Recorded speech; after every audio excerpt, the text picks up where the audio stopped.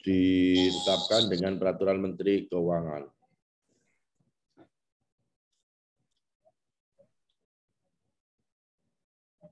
Lanjut.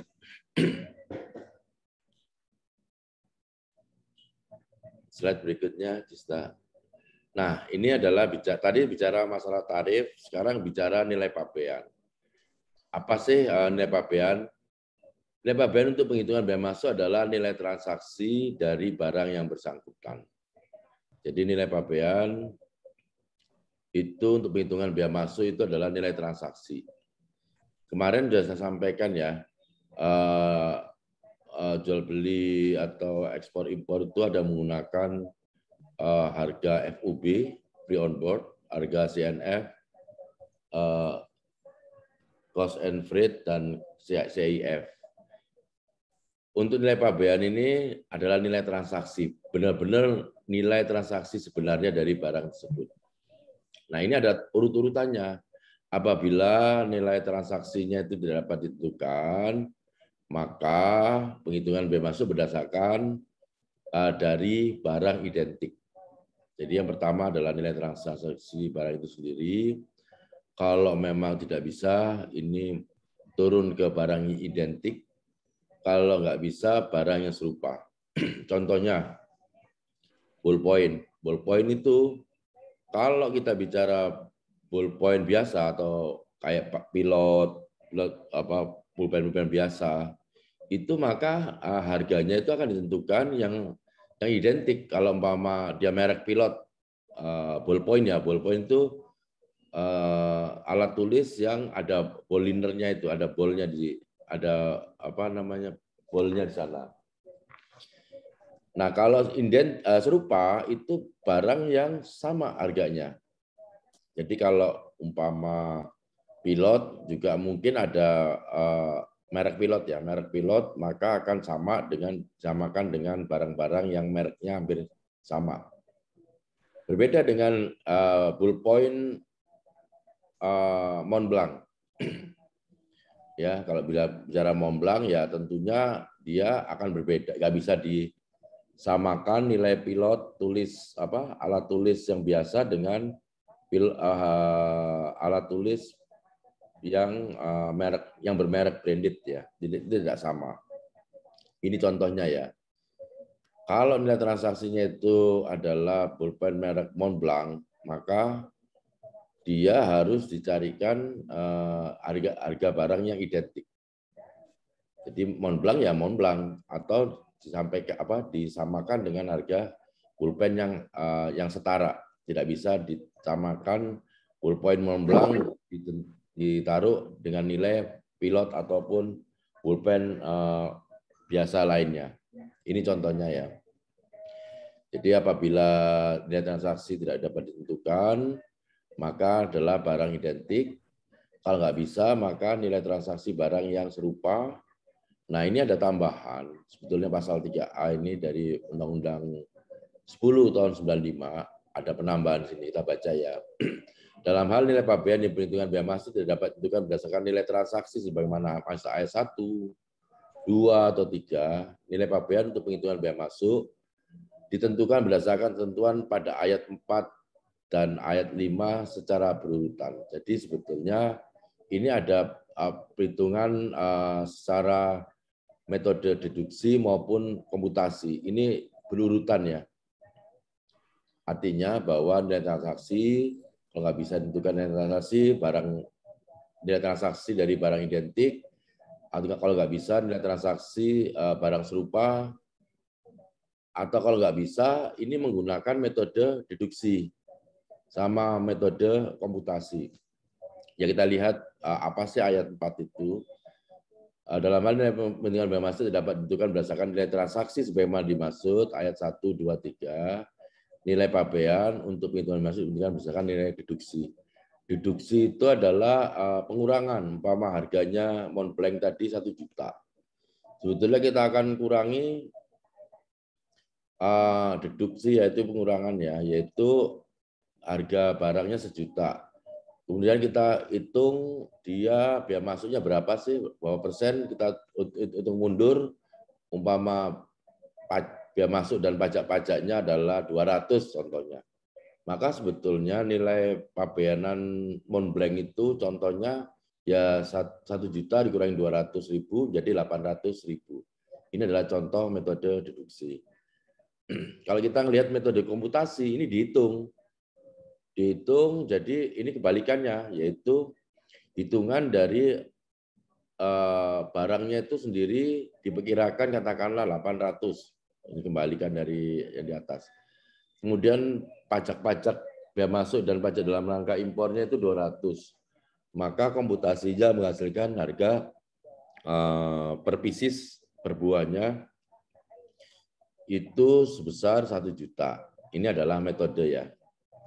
Kemudian kalau keseluruhan 1 sampai 5 enggak bisa, maka berdasarkan data yang tersedia di daerah pabean dengan pembatasan tertentu.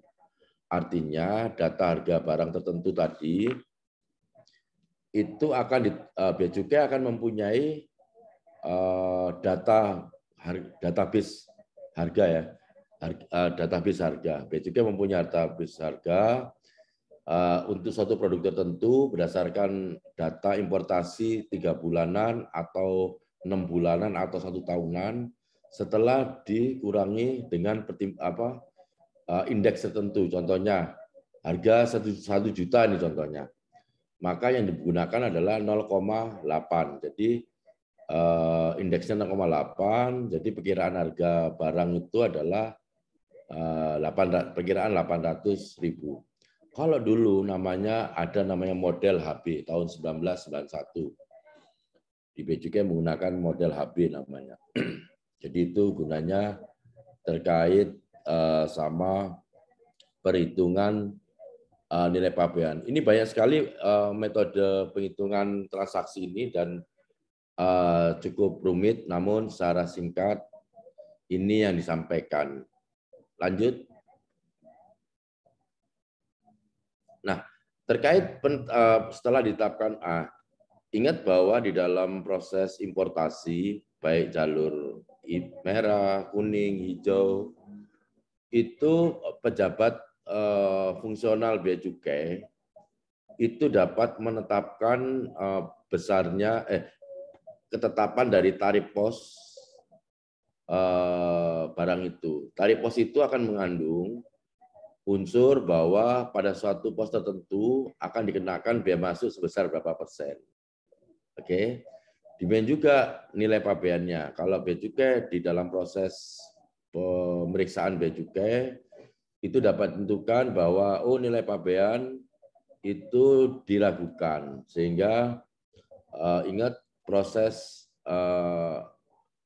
apabila nilai pabean, apabila ada nilai pabeannya itu tidak dapat diragukan, maka petugas bea cukai, pejabat fungsional pemeriksa dokumen namanya, itu meminta informasi nilai pabean kepada importir atau kuasanya.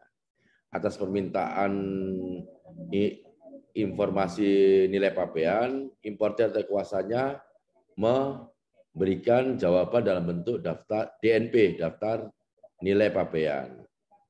Nah, setelah dilakukan proses dan sebagainya, ini di pasal 16 ini, pejabat bea cukai dapat menetapkan tarif. Nah ini, tadi ya, pejabat bea cukai dapat menetapkan tarif terhadap barang impor sebelum penyerahan pemberitahuan pabean atau waktu 30 hari sejak tanggal pemberitahuan pabean.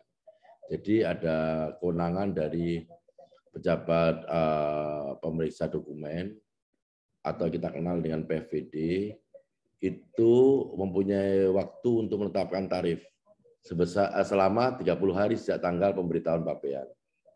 Jadi dilakukan verifikasi ya. Karena untuk beberapa, terutama untuk barang jalur hijau, karena tidak dilakukan pemeriksaan fisik, hanya pemeriksaan dokumen, ini dapat diberikan waktu yang cukup bagi petugas bea cukai untuk melihat apakah tarifnya itu sama.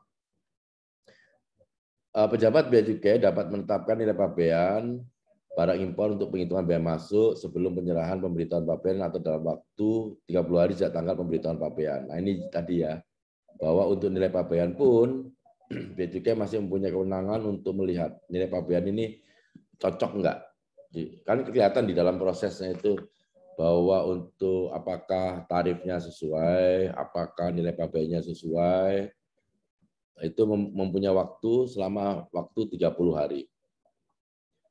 Dalam hal penetapan sebagai ayat 3, dalam hal penetapan sebagaimana dimaksud ayat 1 dan 2 mengakibatkan kekurangan biaya masuk, kecuali impor mengajukan keberatan, importir wajib melunasi biaya masuk yang kurang dibayar sesuai dengan penetapan.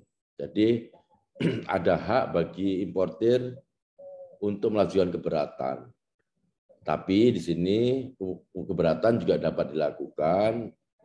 Importir wajib melunasi biaya masuk yang kurang bayar sesuai dengan penetapan. Jadi proses keberatan tetap dijalankan, tapi dengan cara melunasi biaya masuk. Kita coba ngelihat di sini. Importir yang salah memberitahukan nilai pabean untuk penghitungan biaya masuk sehingga mengakibatkan kekurangan biaya masuk dikenai sanksi administrasi berupa denda paling sedikit 100% dari biaya masuk yang kurang dibayar dan paling banyak 1000% dari biaya masuk yang kurang bayar. Ini kenapa sih diatur oleh undang-undang? Karena memang praktek-praktek selama ini ada praktek kecurangan yang dilakukan oleh importir atau kuasanya dengan mengurangi nilai pabean. Ingat bahwa nilai pabean ini sebagai dasar penetapan biaya masuk. Saya off cam aja ya kali ya, biar enak ya. Ini saya sendiri jadinya di ruangan ini yang enggak ya, ada Amina Kartika ya.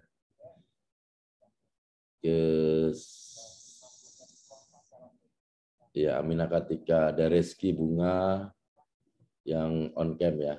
Saya off cam aja ya, biar santai ya.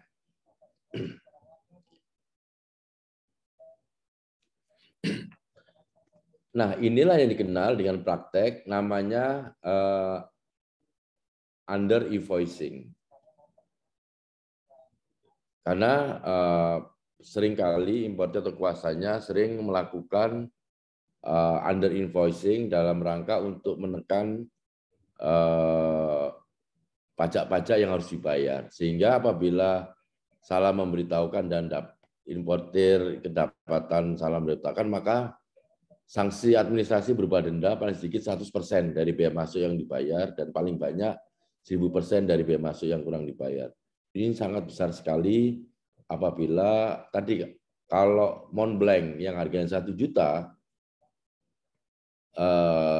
kalau di nilai transaksinya katakanlah di pasaran kita ini 1 juta, tapi nilai save-nya contohnya adalah 800.000.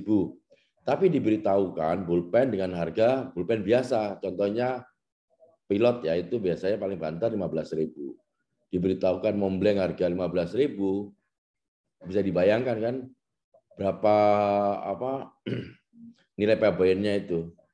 Maka atas temuan-temuan ini Bea Cukai akan mengenakan sanksi administrasi berupa denda paling sedikit 100%, yang paling banyak 1000%. Ayat 5-nya dalam hal penetapan sebagaimana dimaksud ayat 1 dan 2 mengakibatkan kelebihan pembayaran biaya masuk, pengembalian biaya masuk dibayar sebesar kelebihannya. Ini pastilah kalau memang ada kelebihan pasti akan dibayar. Ketentuan mengenai penetapan sebagaimana pada ayat 1, 2 diatur lebih lanjut dengan berdasarkan peraturan menteri. Lanjut. Sebelum lanjut, mungkin ada pertanyaan untuk tarif maupun nilai pabean. Pak, izin bertanya, Pak. Silakan. Sebelumnya perkenalkan, nama saya Abdul Rono Puspito dari kelas 18 TN. Saya ingin bertanya tentang pasal 16 tadi, Pak. Kalau nggak salah di ayat 4. Mungkin boleh minta tolong dikembali. Coba kembali lagi. Lanjut. Lanjut. Yang ini ya. Ya, ini Pak. Jadi kan di pasal 4, importir yang salah memberitahukan nilai pabean, Pak. Kalau misalkan importir atau ya terutama importir ya, itu salahnya karena ketidaksengajaan, apakah itu diberikan sanksi juga, Pak? Itu mungkin yang pertama ya. Dan bagaimana cara petugas untuk membedakan yang salah bisa dibilang dibuat-buat ataupun salah yang tidak disengaja, Pak. Terima kasih. Baik, ini pertanyaan bagus. Makasih Abimanyu ya.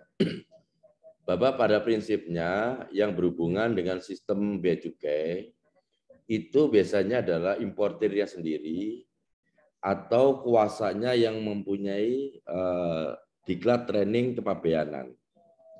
Jadi artinya yang bersangkutan dengan artinya ada kapabilitas dia untuk mengisinya itu adalah memang dianggap benar. Jadi ingat bahwa untuk mengisi dokumen pemberitahuan impor itu berdasarkan apa coba? Invoice, packing list, kalau pelabuhan laut ada BL atau AWB, ya kan? Nah, pada saat mengisi importir atau kuasanya itu wajib bersandarkan pada invoice. Jadi sangat apabila yang bersangkutan dianggap tahu dan bertanggung jawab. Kalau kita lihat di PIB itu formulir di belakangnya di bawah sendiri, di paling bawah kemarin ya, saya bertanggung jawab terhadap hal-hal yang berkaitan ini. Itu adalah suatu pernyataan bahwa si importir atau kuasanya mengisi dengan benar. Karena tadi dia juga harus bisa tahu bahwa nilai pabeannya itu tertera di invoice. Jadi sangat kecil kalau tidak atas pengetahuan dari si importir atau kuasanya pada saat mengisi. Jadi PIB, pemberitahuan impor barang, saya ulang lagi, PIB, pemberitahuan impor barang, itu kan diisi berdasarkan dokumen pelengkap pabean. Saya ulangi ya.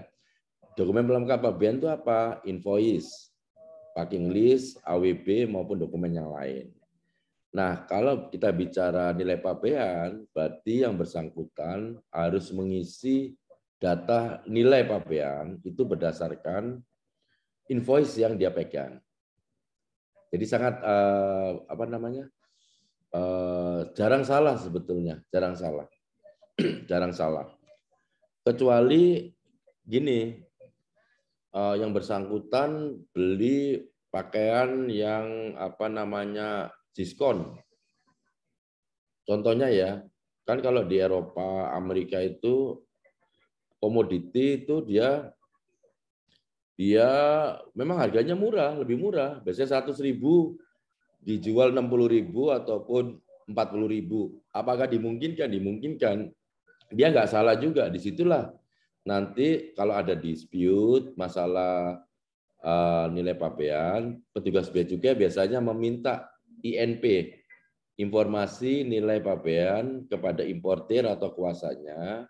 Dan atas permintaan INP dari bea cukai, importir atau kuasanya mengisi namanya DNP, daftar nilai pabean, bahwa dia benar-benar harga itu adalah memang lebih rendah karena memang harganya itu dapat diskon. Biasanya importir atau kuasanya di samping melampirkan invoice, TT itu adalah transmit pembayaran plus kalau dia beli partai besar, dia adalah sales kontrak.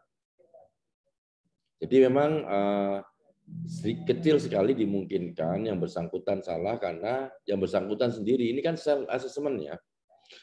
Self assessment, dia mengisi sendiri, menghitung sendiri, membayar pajak sendiri, kemudian dikirim ke bea cukai memeriksa atas pengisian dokumen. Dan di dokumen itu di kolom tersendiri di bawah, kalau di formulirnya, kalau teman-teman perhatiin, saya bertanggung jawab terhadap pengisian ini bahwa pengisian saya sudah benar. Coba dicek lagi di dokumen PIB ya. Ini pertanyaan baik juga. Karena apakah ini terjadi? Terjadi.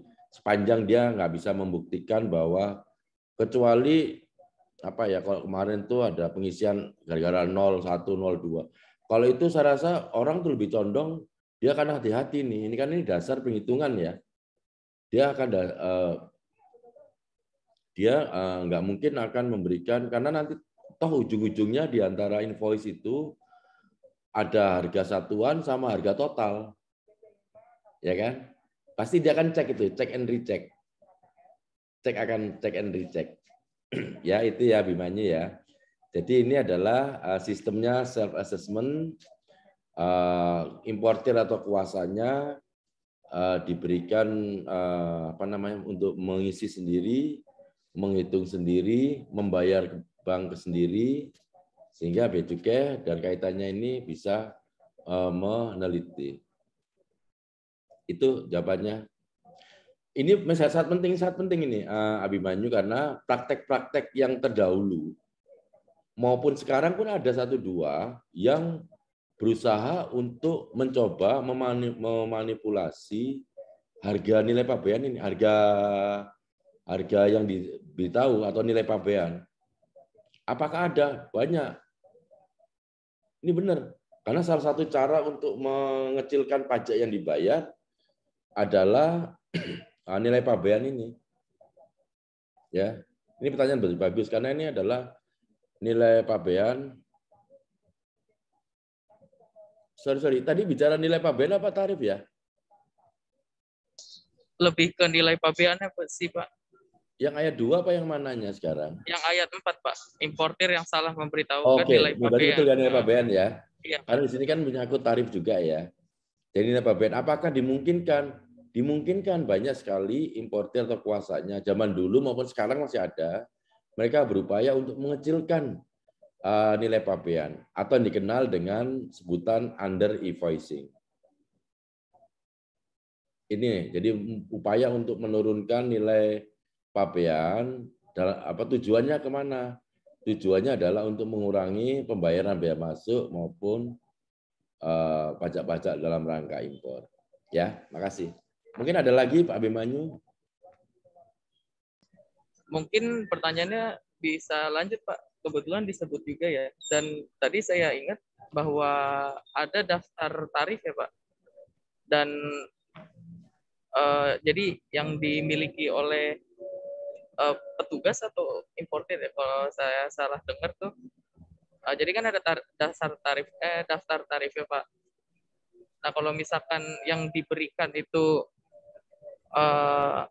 kepada kuasa ya atau pelaksana impor, itu kira-kira gimana Pak kalau misalkan dia salah menggunakan yang dari daftar, karena itu kan tadi self assessment nih Pak, otomatis dia sendiri yang salah. Nah, kekurangannya itu apakah dia akan menerima denda karena dia salah sendiri atau bagaimana Pak? Terima kasih.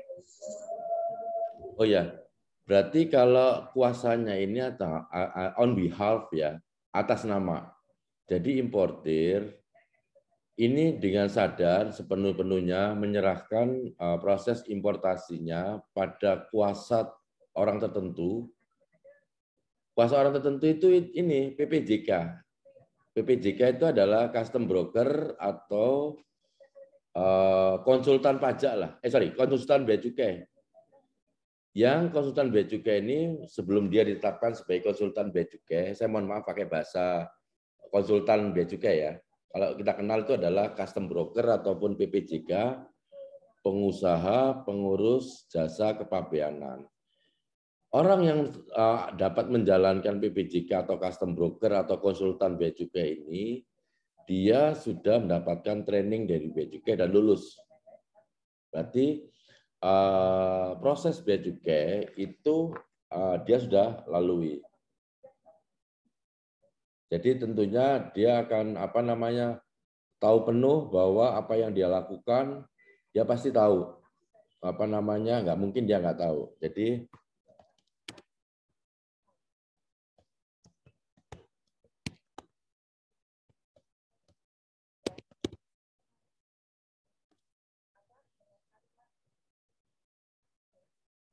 sebentar ya.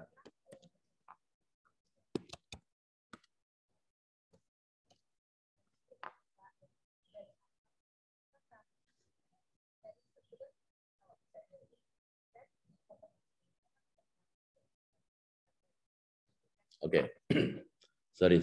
Ini saya coba mau ngecek angkanya. Oke.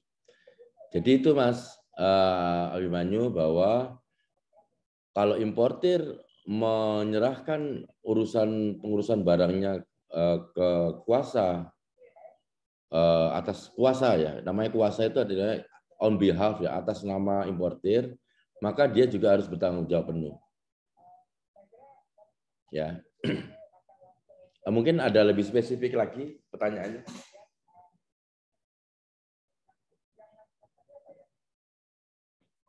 Mungkin kalau dari saya sudah cukup Pak. Terima kasih banyak.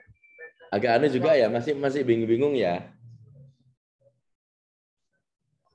Tapi Iya memang sih, Pak. ini, Sebenarnya ini saya betul. juga masih bingung. Karena ini memang sering terjadi di beberapa tahun yang lalu, Abimanyu. Ini adalah modus di mana istilahnya under invoicing tadi, dalam rangka importir atau kuasanya, dalam ini baik importir sendiri ataupun importir atau kuasanya, itu mempermainkan nilai pabean. Ya tadi kalau contohnya tadi, pulpen Montblanc lah, harganya 800.000 umpama ya. Kalau dia beritahu, memang pulpennya benar, pulpen, dia bilang pulpen benar pulpen. Tapi mereknya, dia mainkan di merek. Mereknya, masa gini, dia impor Montblanc nih. Oke. Harganya itu minimal katakanlah 800.000. Dia beritahukan di pemberitahuan impor barang. Dia beritahu pulpen benar ya, kan nggak salah dia kan. Oke. Cuma dia mainkan di mana? Di merek. Seharusnya dia harusnya pulpen merek Montblanc. Oke. Sama negara asalnya. Montblanc itu negara asalnya mana ya? Kok jadi lupa saya. Ada yang tahu nggak? Katakanlah Inggris lah ya, umpama Inggris ya. Tapi dia beritahu pulpen pilot dari Inggris atau pulpen pilot dari Hong Kong. Atau juga sebetulnya, kalau sekarang ya, sekarang ini banyak barang KW nih. Bener nggak barang KW ya? Montblanc dari Cina. Harganya, kalau itulah lain lagi. Kalau dia memang impor aslinya katakanlah Inggris, Montblanc itu, seharusnya kan dia bilang, diberitahukan di PIB-nya ballpoint, oke. Mereknya adalah Montblanc, kalau kita bilang apa adanya contohnya, negara asal Inggris katakanlah, harganya persatuan itu adalah Rp800.000 umpama kalau kita rupiahkan. Tapi kenyataannya dia memberitahukan pulpen, benar ya, pulpen kan benar nih. Tapi mereknya itu adalah pilot. Pulpen yang biasa itu mereknya apa sih? Oh ini nih, ini ada nih. Ada namanya Joico. Dari tipenya adalah BP246 Suma katakanlah. Terus negara asalnya Jepang. Ya otomatis kan barangnya tetap sama pulpen. Oke. Cuma begitu dia manipulasi di apa namanya tadi? Merek sama negara asal sama spek, otomatis nilainya jauh ya, dari Montblanc yang 800.000 ke pulpen ini di tangan saya ini ada Joico BP246 Suma, mungkin harganya mungkin 15.000 atau 20.000 lah. Kan space-nya banyak kan, besar. Ini kali berapa jumlah Montblanc itu. Ya itu modus. Sehingga kalau ditanya biasanya ini pulpen apa impornya? Pulpen. Orang kan bilang pulpen kan, nggak salah juga. Tapi begitu dilihat apa namanya, Bea Cukai tadi meminta kan INP ya, informasi nilai pabean, untuk ini benar nggak pulpen ini dari ini kok apa namanya dari tampilan kemasannya udah berbeda, sehingga importir atau kuasanya memberikan dokumen pendukung dalam bentuk DNP, daftar nilai pabean. Begitu kita melihat, Bea Cukai melihat bahwa invoice itu biasanya ada kepala suratnya, ada itu Montblanc. Nah, kalau udah Montblanc, kalau dia bilang merek Joico kan pasti, oh ini benar, ini salah nih, gitu. Jadi dia berarti berusaha untuk mengelabui, ya. Jadi bukan salah itu bukan hanya naruh satu angka 0 atau apa, enggak, karena ada merek di situ, ada barang itu mempunyai spek ataupun tipe, ada negara asal. Kalau dia nggak mungkin kalau invoice yang di tangan dia Montblanc tadi, dia mengatakan bahwa negara asalnya dari Cina ataupun dari sekarang sih udah bingung sih ya, karena di Cina juga ada Montblanc juga ya. Tapi padahal dia aslinya dari Inggris katakanlah. Saya nggak tahu Montblanc itu aslinya apa, Eropa lah. Maka yang bersangkutan pasti secara sengaja, ya kan? Secara sengaja merubah nilai pabean yang seharusnya katakanlah rupiahnya itu adalah 800.000 ke arah 15.000. Itu ya. Jadi kan paham ya. Jadi dia memang berniat dengan cara mengganti mereknya, dengan mengganti tipe barangnya, dengan mengganti negara asal barang. Jadi itu barang itu akan berbeda speknya maupun yang lain-lain. Itu ya Bimanya. Apakah ini penting? Karena penting apa terjadi? Sangat terjadi. Itu adalah modus under invoicing dengan cara tadi, dengan merubah mereknya. Ini saya tadi kasih contoh ekstrim ya, pulpen yang saya kenal yang mahal itu ya mungkin Montblanc atau yang lain ya, sama pulpen yang biasa, ya kan? Kan jauh banget kan harganya ya. Silahkan kalau ada yang lain.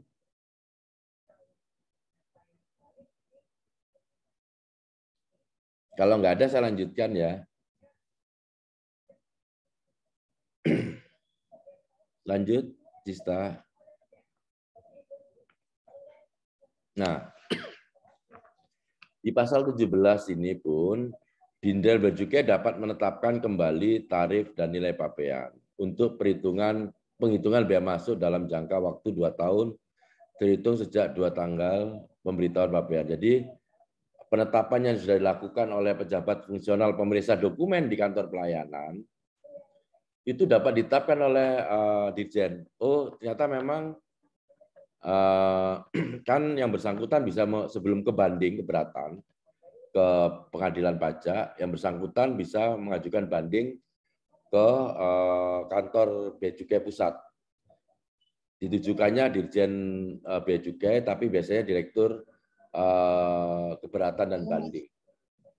Nah, di situ dapat bisa dilihat bahwa baik untuk tarif maupun nilai pabean, Dirjen Bea Cukai itu dapat menetapkan kembali tarif dan nilai pabean. Apakah itu Dirjen sepakat atau setuju dengan yang sudah ditetapkan oleh pejabat Bea Cukai fungsional pemeriksa dokumen di kantor pelayanan, atau nilai pabeannya. Ya. Kita coba melihat ayat 2, dalam hal penetapan sebagaimana dimaksud ayat 1, berbeda dengan penetapan sebagaimana ayat 16, Dirjen memberitahukan satu kepada importer untuk melunasin bea masuk yang kurang bayar atau mendapatkan pengembalian bea masuk yang lebih bayar. Artinya gini, kalau yang bersangkutan merasa lebih bayar, contohnya ini, lebih bayar tadi entah karena suatu hal, ini banyak sekali terjadi terkait sama pemberlakuan tarif bea masuk. Ini dari katakanlah dulunya adalah 15% untuk pulpen, ini contoh ya. Ternyata waktu yang bersangkutan itu impor, maka yang bersangkutan mengisi tarif posnya, klasifikasi barangnya di 10 digit, ternyata sudah berubah dari 15% untuk ballpoint katakanlah. Setelah dia masukkan, baru tahu dia, oh ternyata tarif pulpen yang dia masukkan itu sudah tidak 15% lagi, tapi 5%, contohnya ini. Maka yang bersangkutan dapat mengajukan pengembalian kepada Dirjen Bea Cukai. Apakah terjadi? Terjadi. Nah, sekarang ini kan mengantisipasi ya, di mana informasi itu tidak online. Nah, sekarang sudah online, biasanya yang bersangkutan akan mengecek untuk tarif pos tertentu, sudah mengecek, bisa lihat langsung ke website Bea Cukai. Tapi kalau dulu nggak ada informasi online atas perubahan-perubahan, maka ini kenapa kok dilakukan. Kemudian ayat 3, bea masuk yang kurang dibayar atau pengembalian bea masuk lebih dibayar, sebagaimana ayat 2, dibayar sesuai dengan penetapan kembali. Jadi ditetapkan kembali oleh Dirjen Bea Cukai. Tadi ya, contohnya tadi kalau tarif, yang sebelum dia melakukan importasi, tarif itu adalah tarif pulpen, kalau kita bilang pulpen itu adalah 15%, tetapi waktu dia impor itu sudah berubah karena penetapan Menteri Keuangan, adanya tarif yang baru dari 15% menjadi 5%, tapi yang bersangkutan tetap mengisi 15%, berarti yang bersangkutan ada kelebihan pembayaran. Nah, atas kelebihan pembayaran itu dimintakan pengembalian ke Ditjen Bea Cukai, terutama pada Direktur Keberatan dan Banding. Jadi intinya kalau kurang ditagih, lebih harus dibayar oleh Bea Cukai. Ini biasanya juga untuk ini ada nanti kita bicara bunga, bunganya itu dikenakan maksimal 2% kali 24 bulan. Nanti ya akan kita lihat. Kita baca lanjutan. Penetapan kembali sebagai dimaksud ayat 2 apabila diakibatkan oleh kesalahan nilai transaksi yang diberitahukan sehingga mengakibatkan kekurangan pembayaran bea masuk, dikenakan sanksi berupa administrasi denda paling sedikit 100% dari bea masuk dan paling banyak 1000% dari bea masuk yang kurang dibayar. Karena kemarin teman-teman di Undang-Undang Pabeanan ini Undang 17 ya, sebentar saya cek dulu. Itu sebagai pengganti undang-undang yang nomor 10 tahun 95, di situ banyak sekali importer atau kuasanya melakukan tadi untuk terutama untuk nilai pabean itu nilai transaksi ya, itu sering digunakan sehingga untuk menjamin kepatuhan importer atau kuasanya maka diterapkanlah denda sanksi administrasi berupa denda. Ini agar importer atau kuasanya itu benar-benar patuh ya, nggak memainkan under invoicing. Ini sangat mengganggu karena kenapa kok terganggu sebetulnya teman-teman? Ini saya beritahu bahwa data yang di Bea Cukai maupun data yang di Bank Indonesia itu kan tercatat tuh lalu lintas devisanya tercatat. Sehingga waktu dicocokkan antara data Bank Indonesia sama data yang dimasukkan di Bea Cukai itu jomplang. Nanti akan kita beritahu di antara jomplangnya tidak samanya nilai pabean atau transaksi devisa ini disebabkan oleh ini. Jadi teman-teman nanti akan tahu ya, oh kenapa sih ada perbedaan devisa di antaranya ini karena banyak sekali untuk importasi khususnya saat itu mereka memainkan nilai pabean. Ini ada pasal 17A. Ini adalah tadi ya, ini tadi sama ya 100% dan paling banyak 100%, 1000% dari bea masuk yang kurang dibayar. Ini pasal 17A ini adalah pasal tambahan dari undang-undang. Bapak, ya silakan. Boleh izin sholat dulu nggak? Oh, udah maghrib ya? Iya. Iya. Ya, baik. Udah, baik, kita Pak. break dulu. Makasih teman-teman. Assalamualaikum warahmatullahi wabarakatuh. Waalaikumsalam warahmatullahi wabarakatuh. Pak, izin dulu ya, Pak. Baik, rekan-rekan sekalian, kita mulai lagi. Bismillahirrahmanirrahim. Nah, tadi terkait sama Sebelum ke 17A tentunya contoh, sorry ini saya juga ada rapat nih, double rapat sebentar, karena saya harus ngajar teman-teman jadi saya mendahulukan. Contohnya sekarang tadi bullpen ya. Sekarang ada bullpen yang apa namanya? Pilot, bullpen biasa lah, bullpen pilot, ada Joico, ada bullpen merek yang lain lah, Bama. Contohnya ini apa nih? Merek Bailey atau bullpen yang lain ini, Kenko, ya kan? Ini pun sebaliknya. Kalau yang diimpor itu adalah Joico, kemudian pemeriksaan bea cukai itu untuk apabila meragukan, biasanya ngelihat tadi karena nggak ada data ya, barang identik merek-merek Joico, maka yang serupa ya. Yang serupanya adalah bullpen yang selama ini yang masuk, yang ada datanya di bea cukai. Contohnya mungkin dicek, ini saya ada bawa 2 bullpen, ketahuan ya.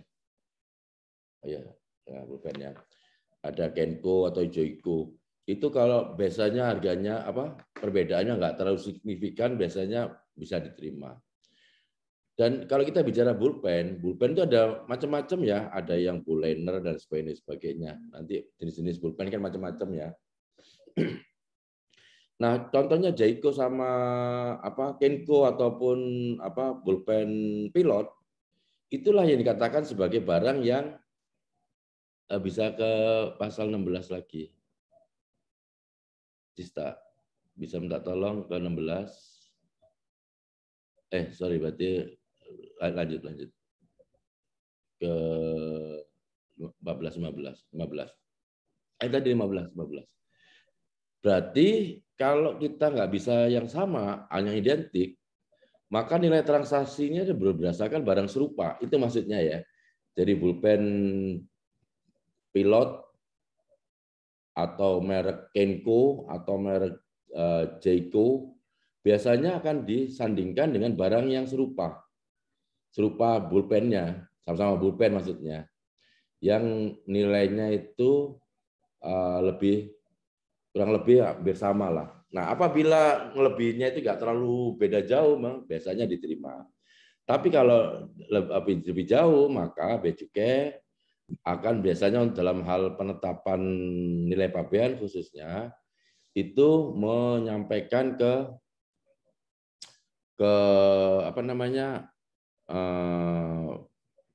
importir atau kuasanya untuk tadi INP, dan importir atau kuasanya memberikan DNP.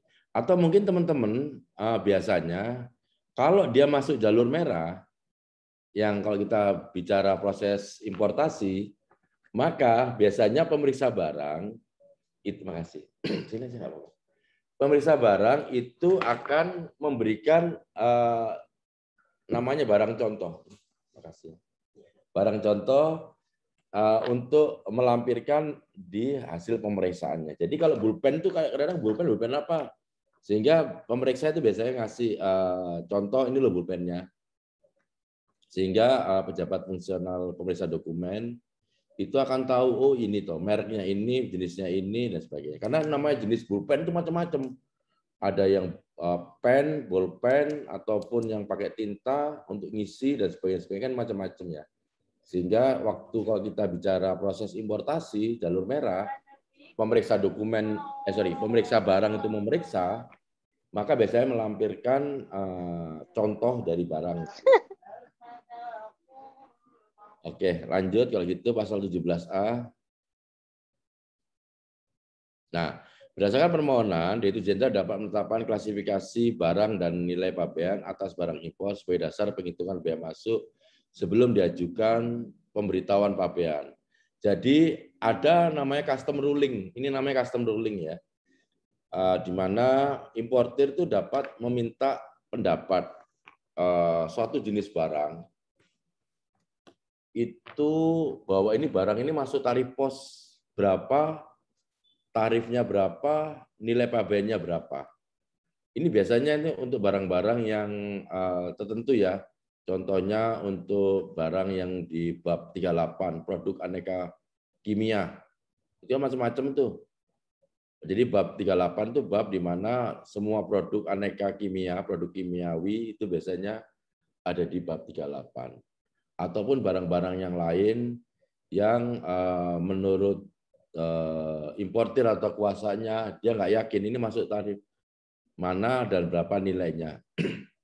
Maka bisa diajukan. Karena nanti gini, ingat ada barang yang dia juga, nanti kalau kita baca aturan undang pabeanan maupun peraturan menterinya, ada juga di dalam barang itu masih belum dihitung apa? HAKI, hak atas kekayaan intelektual. Itu sebetulnya harus dimasukkan apabila untuk beberapa produk tertentu dia sudah ada HAKI-nya enggak. Contohnya desain maupun formula. Contohnya kalau di impor bahan baku obat ya, bahan baku obat itu ada yang dikenal namanya API, Active Pharmaceutical Ingredients. Di situ bukan hanya bicara bahan bakunya di situ, tapi juga ada nilai research and development yang dikategorikan punya hak atas intelektual atau kalau anunya bahasa Inggrisnya itu adalah property right. Ya, ini dapat. Jadi intinya untuk barang-barang tertentu di mana importir atau kuasanya tidak yakin dapat mengajukan ini. Ini namanya custom ruling. Lanjut, ada yang penting di sini terkait sama UTS. Nah, ini dia. Teman-teman sekalian, nanti di UTS maupun di UAS ada perhitungan. Ya. Ini wajib diingat karena dia nanti akan muncul di dua tes, baik tes UTS maupun tes UAS. Oke, kita lihat perhitungan biaya masuk dan pajak dalam rangka impor. Ini nanti ada yang namanya nilai impor. Nilai impor ini adalah kurs dikali dengan nilai barang. Nah, ini ada catatannya di sini. Nilai barang ini yang di awal kan saya sampaikan. Importasi itu ada yang FUB, ada yang CNF maupun CIF. Tentunya karena dia bicara masalah nilai impor saja. Jadi kalau dia diberitakan FUB, ya memang nilai impornya adalah FUB. Kalau dia impornya itu CNF, maka nilai impornya adalah CNF. Kalau nilai barangnya itu CIF, maka hitungannya adalah CIF. Namun ingat bahwa untuk dasar perhitungan biaya masuk, apa? Ada yang tahu kira-kira apa? Apakah FUB, CNF, apa CIF? Halo, teman-teman. CIF, Pak. Oke, good. Jadi harga barang yang masuk perhitungan adalah CIF, yaitu harga yang meliputi cost, insurance, and freight. Ya. Jadi tentunya nilai FUB ini lebih kecil daripada CNF. CNF lebih kecil dari CIF. Ya, karena FUB itu masih belum ditambahin dengan freight atau ongkir lah bahasa sekarang dan insurance. Kalau CNF dia belum termasuk insurance. Kalau SIF ini adalah ultimate nilai pabean. Nah, biaya masuk ini adalah persentase dari nilai pabean. Ingat nilai pabean itu selalu merujuk kepada SIF ya. Kalau nanti di soal berikut ada soal berikut di soalnya itu nilainya adalah FUB, maka teman-teman harus menambah berapa sih freight-nya, berapa sih insurance-nya. Oke. Sama dengan kalau nanti diberitahukan CNF nilai untuk menghitung biaya nilai pabean, maka dia harus ditambah dengan insurance. Ya. Kalau dia ada CIF, maka berarti itu benar CIF. Nilai pabeannya CIF berapa dikali nilai pabean ini adalah CIF kali kurs kali dengan tarif biaya masuknya. Nah, nilai pabean kalau diturunkan jadi kurs kali nilai shift barang, oke, itu adalah ketemu biaya masuknya. Oke, jangan lupa, jangan terkecoh, untuk nilai pabean itu selalu shift, coba dicek nanti apakah dia shift apa FOB. Itu adalah biaya masuk. PPh impor itu adalah persentase dari PPh. Ini ada dua ya.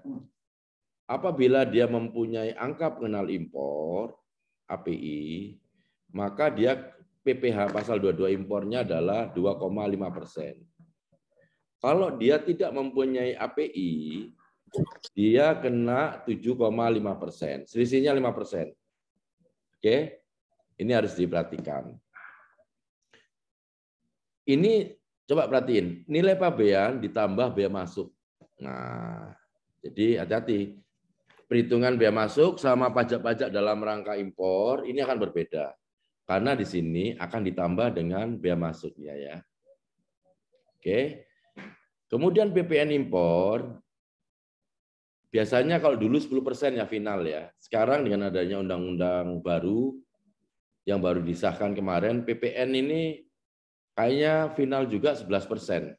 Tapi untuk saat ini kita bicara 10% aja ya. 10% kali nilai pabean tambah bea masuk, termasuk juga PPNBM, persentasenya berapa, dikali nilai pabean ditambah bea masuk. Jadi untuk penghitungan pajak-pajak dalam rangka impor, yaitu PPh impor, PPN impor, PPNB impor, prosentasenya dikalikan dengan nilai pabean ditambah bea masuk. Jadi bea masuknya harus dihitung dulu sebagai penambah dari perhitungan pajak. Dari sini ada yang paham karena kita mau masuk di sini nih. Silakan. Ingat ya, ini nanti keluar ya rumus ini.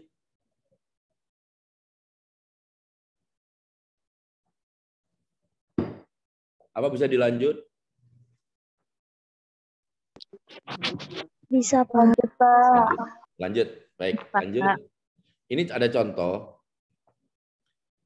Nanti ini contoh. Nah, nanti lanjut. Nah, ini contoh bisa. Nah, ini. Ini ada contoh. Coba teman-teman hitung sekarang.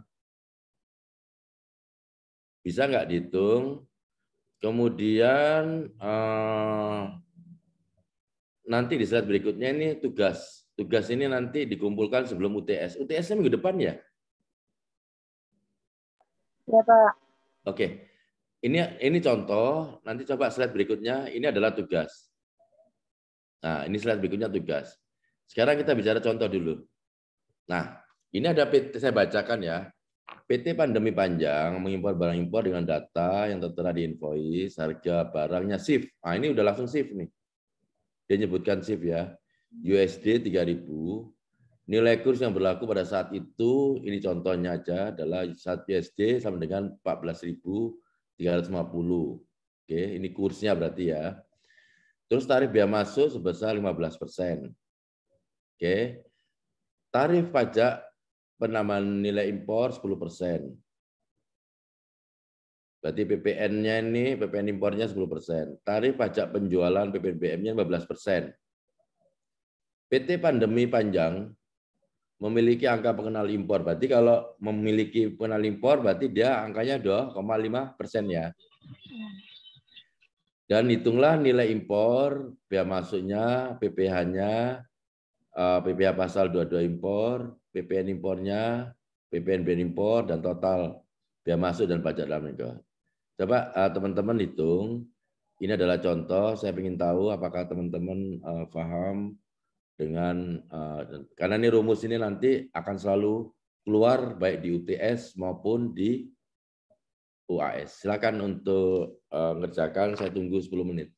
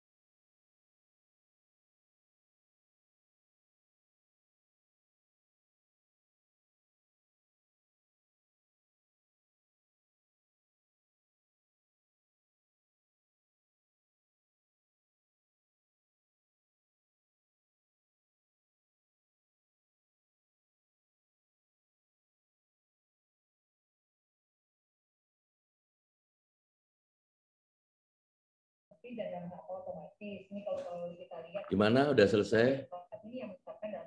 Sudah, Pak. Oke, kalau gitu coba saya mau Coba siapa ya tadi ya? Ya Ya, ini sudah. Pak. Ya nih, oke ya nih. Ya. Kira-kira nilai impornya berapa? Nilai impornya 43.050.000 ya Pak. Oke. Terus biaya masuknya? Biaya masuknya 15% dari 4350, 6457, 500. Oke. PPh-nya? PPh-nya 1.076.250. Ulangi. Berapa? 1.076.250 rupiah, Pak. Coba hitungannya gimana? Coba PPh-nya. Itu 2,5% dari 43.050 bukan ya, Pak? Kan ditambah biaya masuk. Ditambah. Biaya masuknya belum tambah. Oh iya benar, Pak. Nilai impor. Oh iya benar. Biaya masuknya belum tambahin ya. Oke, mungkin ada teman-teman yang bisa bantu. Biaya masuknya yang dikali 15%. 1.237.638. Agak ulangi lagi. Ulangi dulu dari hitung-hitungannya. Biaya masuknya 2,5%. 1.200.000. Nah, hitung-hitungannya apa? Bikin anunya apa detailnya? PPh sama dengan 2,5 dikali 2,5% nilai impor ditambah biaya masuk. 9 juta tambah 6457500. tambah 6475. Oke. Iya. Hasilnya kan 49.507.500. Oke, berarti dikali 2,5 ya. Jadi dapatnya 1.237.687.500. Oke, benar. Oke, lanjut. PPN impornya kali 10% kali nilai PB-nya. Kali 49.507.500. apa? Suaranya mendengung, Vincent.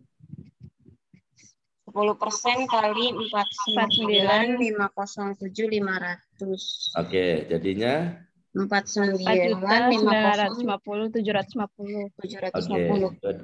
Oke, benar. Kemudian sekarang PPNBM 15% 15% kali 49.507.500. Jadi PPNBM-nya berapa? 7.426.125. Oke. Totalnya adalah di total ya, semuanya berapa kenanya?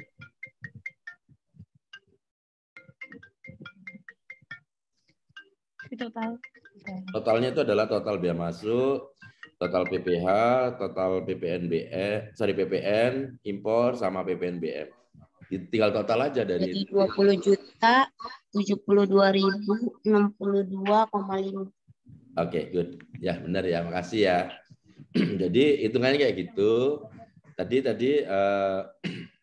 yang sedikit meleset ya tadi ini ya untuk pembelajaran kita. Tadi bahwa untuk nilai pabeannya itu kalau menghitung pajak-pajak dalam rangka impor jangan lupa ditambah biaya masuk ya. Tapi yang teman-teman tadi yang lain sudah benar. Itu aja. Mudah kan ya teman-teman ya? Ini kalau ini contoh mudah. Nanti kalau ada contoh dia nggak punya API, berarti otomatis tuh dia 7,5%, ya kan? Kalau dia bicara nilai pabeannya itu CNF atau FOB, maka harus ditambah, dicari tahu freight-nya berapa, insurance-nya berapa. Dulu ada hitung-hitungan untuk dari Australia, dari ASEAN, dari Amerika, dari Eropa. Kalau dia FOB, maka freight-nya adalah sekian. Hitungannya cukup jelimet, namun untuk saat ini teman-teman menunya masih menu lengkap ya. Jadi saya rasa sudah tahu. Jadi mudah-mudahan nggak terlalu jangan terlalu berat ya. Baik, kalau begitu tugas saya sudah selesai, berarti tinggal teman-teman lanjut slide berikutnya. Nah, ini tugasnya. Ya, tugasnya ini nanti dikumpulkan di biasanya SSO kan? Iya, Pak. Nah, Iya, di Pak. SSO ini sebagai tugas ini adalah untuk menambah nilai dan teman-teman kayaknya sudah bisa, ya. Berarti udah selesai nih pelajaran saya nih. Secara Maaf singkat, Pak, mau tanya. boleh, silakan. Tadi ya kalau misalkan mau total semuanya berarti nilai impornya nggak ditotal ya Pak? Cuman biaya masuk, PPh impor, PPN impor, sama PPMBN ya Pak? Gimana pertanyaannya? Untuk total keseluruhannya berarti nilai impornya nggak ditotal kan Pak? Cuman biaya masuk doang, PPh impor, PPN impor, sama PPNBM ya Pak? Iya, betul. Jadi coba diperhatiin, coba kembali lagi ke soal tadi, ini contoh. Ini adalah, coba teman-teman coba perhatiin pertanyaannya. Dan total biaya masuk dan pajak dalam rangka impor, ya. Jadi nilai impornya nggak masuk, ya. Nilai impor ini menunjukkan bahwa memang nilai impor tuh dia tadi ada yang dia bicara FUB, CNF, SIF, ya. Karena untuk tadi sebetulnya nanti kalau kita baca di secara detail lagi di peraturan Menteri Keuangan menyangkut nilai pabean ini, bahkan nilai packaging itu ternyata belum dihitung juga. Mungkin kayak gini lah, teman-teman beli lukisan, ya, beli Gucci lah melalui kurir, Gucci melalui entah itu penjual atau apa. Biasanya penjual bilang gini, Pak, Gucci-nya harganya 100.000. Ini ada tambahan packaging loh Pak dari kayu, benar nggak? Halo? Yang biasanya suka belanja online, Iya atau Pak, belanja, bubble Pak, wrap. ini harganya Mama 10.000 nih. Tapi Pak, karena ini barangnya, contohnya harganya 100.000. Contohnya barang yang mudah pecah itu adalah Gucci kata anak. Maka kan dia bilang, Pak, ini harga ini untuk pengirimannya, dia juga harus kena packaging loh Pak. Berapa packagingnya? 1.000 kata anak. Ini contoh ya, ini contoh real kita. Terus ongkirnya ini, ongkir. Ini begini kita pakai bahasa kita ya. Ongkirnya 2.000 Pak, sampai tempat tujuan. Oke. Terus biasanya untuk pengiriman barang sekarang itu bahkan mereka bilang, Pak, ini ada asuransinya Pak. Ada yang tentatif, ada yang enggak. Tapi katakanlah ada ya. Asuransinya itu lebih kecil, biasanya 100 katakan.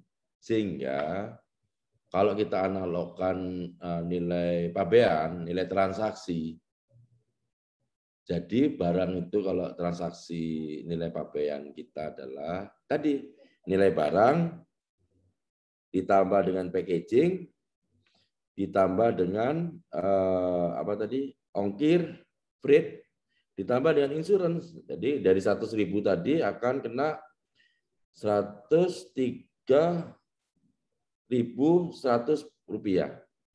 Jadi sama sebetulnya. Ini masih barang-barang yang sifatnya adalah barang yang normal. Ada barang nggak normal. Maksud nggak normalnya adalah barang yang mempunyai nilai tadi saya sebutkan hak atas kekayaan intelektual. Oke. Ada juga barang yang contohnya ini mesin, perbaikan mesin. Barang waktu diekspor memang dari dalam negeri karena perbaikan, barang mesin diekspor ke Jepang katakanlah. Terus dia datang lagi ke Indonesia. Itu kira-kira ngitungnya gimana? Nah, hitungnya adalah bukan nilai barangnya, bukan. Karena nanti waktu importasinya itu namanya barang reimpor ya. akan dilampiri dengan PIB-nya, awalnya diekspor. Maka hitungan perpajakannya bukan murni barang mesinnya yang dihitung, tapi enggak. Apa yang dihitung? Biasanya adalah spare part mana yang diganti. Terus biaya apa namanya? Biaya servis, komponen. Saya ulangi. Kalau servis berarti ada penggantian komponen, ada tenaga kerja, itu untuk barangnya. Terus tambah freight. Jadi bukan harga barang, jadi sebagian dari barang. Ya, ini kalau kita bicara nilai pabean, macam-macamnya banyak sekali. Namun sekarang kita hari ini kita mengenalkan barang yang benar-benar kelihatan dan mudah untuk ditetapkan. Ya, nanti variasinya banyak. Tadi contohnya tadi barang reimpor. Oke, ada juga barang yang bahkan dikatakan barang contoh. Barang contoh bahkan kalau namanya potongan kain ya, ada potongan kain itu kadang-kadang nggak dikenakan bea masuk karena dia memang contoh. Ya, contoh kain itu potong-potongan kain yang apa namanya, tahu kan kalau kita ke toko kain kan ada kain apa contoh-contoh kain itu. Bahkan ada barang-barang yang sebetulnya menurut perhitungan kalau bahasanya adalah patut dipertimbangkan untuk ditambahkan. Apa? Banyak sekali. Tadi yang kelihatan adalah packaging. Ada yang kelihatan adalah barang yang ditambah dengan haki maupun yang lain-lain. Ya, jadi nanti untuk nilai pabean suatu barang, kalau kita bicara barang impor atau barang reimpor nanti kalau kita bicara, maka memang sangat spesifik. Namun untuk saat ini teman-teman saya kenalkan terhadap penghitungan sederhana. Ini semester 7 ya, kalau nggak salah ya? Iya, Pak. Iya, Ya, Pak, betul. kalau semester 7 udah kuat lah ya. Udah kuat hitungan pajak-pajaknya, udah hitungan ini. Namun ini saya kenalkan secara sederhana, masih belum saya putar-putar soalnya. Jadi putar-putarnya tadi ingat, saya nggak bicara masalah PPh impornya berapa, cuma saya akan bilang dia ini punya API loh, nomor sekian, nomor sekian, nomor sekian. Artinya kalau saya sebutkan dia punya nomor API, nomor sekian, berarti otomatis dia PPh-nya berapa? 7,5%. 2,5%. 2,5 Pak kalau ada 2,5%. Ya kan? Itu masih belum apa-apa ini. Ya, kalau nanti saya putar dikit, dia punya API, berarti dia 2,5%. Kalau saya sebutkan dia tidak punya nomor API, otomatis PPh-nya itu 7,5%. Sama dengan tadi untuk biasanya mainnya di FOB. Bahkan kita bicara masalah ini satu jenis barang. Nanti kalau kita bicara 10 jenis barang, 100 jenis barang, yang masing-masing tarifnya itu berbeda satu sama lain, dan masing-masing barang itu tarif posnya berbeda, biaya masuknya berbeda, nilainya berbeda di dalam satu kontainer. Ya, ini dianggap satu kontainer CY barangnya sama. Nanti ada contoh satu kontainer ada 1000 item, masing-masing tarif posnya itu berbeda-beda, nilainya berbeda-beda. Wassalam. Ya. Namun sekarang untuk pengenalan sederhananya ini. Nanti kalau hitungannya, kalau dia sudah merujuk ke shift, gampang. Kalau yang sudah apalagi diputer-puter, FOB belum ditentukan freight-nya, belum ditentukan insurance-nya, barangnya banyak, ngitungnya nanti pasti teman-teman minimal maksud saya dasarnya ini nanti teman-teman ke depan soalnya akan lebih diperumit. Untuk sementara UTS nggak terlalu rumit. Itu aja tadi kan API kalau nggak ada aja agak perbedaan ya. Baik, ada pertanyaan lagi? Ini kita masih belum ini kita cerita dagingnya ya. Padahal kalau kita bisa nanti kalau teman-teman mau ikut training bea cukai untuk menetapkan mana tadi ya. Oh ya. barang A tadi tarif biaya masuknya sebesar 15% itu enggak tiba-tiba 15%.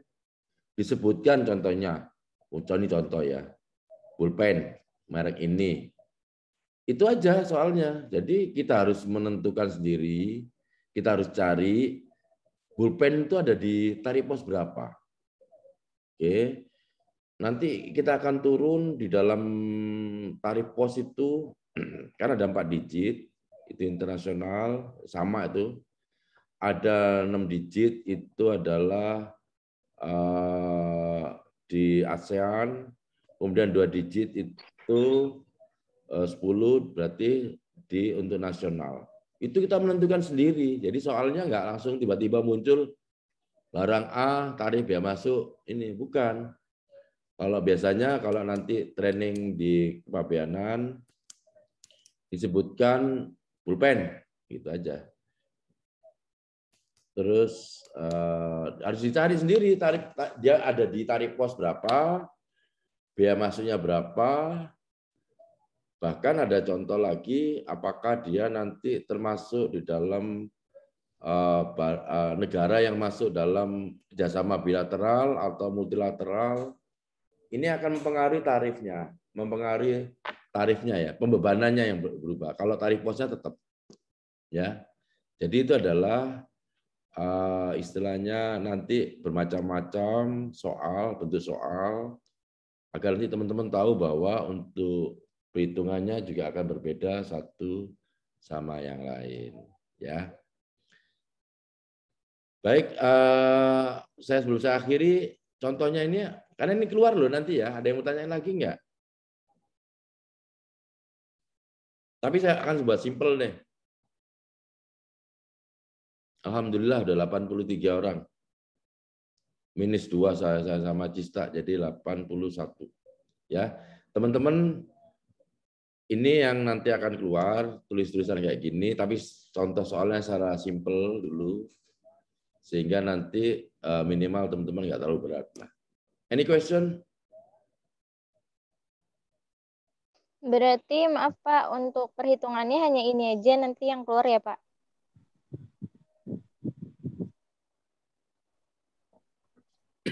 Untuk sementara sesimpel ini dulu. Tapi harus ditahu ya cara-cara tadi tesnya tadi ya, ini ya. Biar nanti nggak salah, biar nanti saya berharap dengan contoh simpel, pengerjaan simpel, soal simpel, itu teman-teman punya basicnya ya. Kalau biasanya soalnya itu nggak langsung tiba-tiba muncul 15%, nggak muncul shift, terus nggak muncul mana kursnya, itu nyari sendiri. Ya, biasanya gitu. Jadi ada jenis barang, ada jenis barang itu di dalam invoice. Invoice kan selalu mengatakan ballpoint, merek Joico, katakanlah. Kenko. Per box sekian. Hitunglah biaya masuk sama pajak-pajaknya. Udah gitu aja. Ya kan, berarti kita, ya kalau rumitnya ya, kita harus dicari tadi tarif posnya, kita harus cari pembebanannya, kita harus tahu dulu apakah barang ini berasal dari negara mana, apakah ada termasuk di dalam perjanjian bilateral apa enggak, karena terkait dengan pembebanan. Kalau perjanjian biasanya lebih rendah. Mudah-mudahan sesimpel ini ya ini. Jadi berharap nanti teman-teman bisa ngerjain. Tapi kalau nggak latihan, ya bingung juga ya. Ada lagi? Kita simpel-simpel aja deh ya. Ada lagi? Kalau nggak ada kayaknya senyap, berarti udah paham ya. Mudah-mudahan nanti soal udah saya bikin, udah saya kirim minggu yang lalu.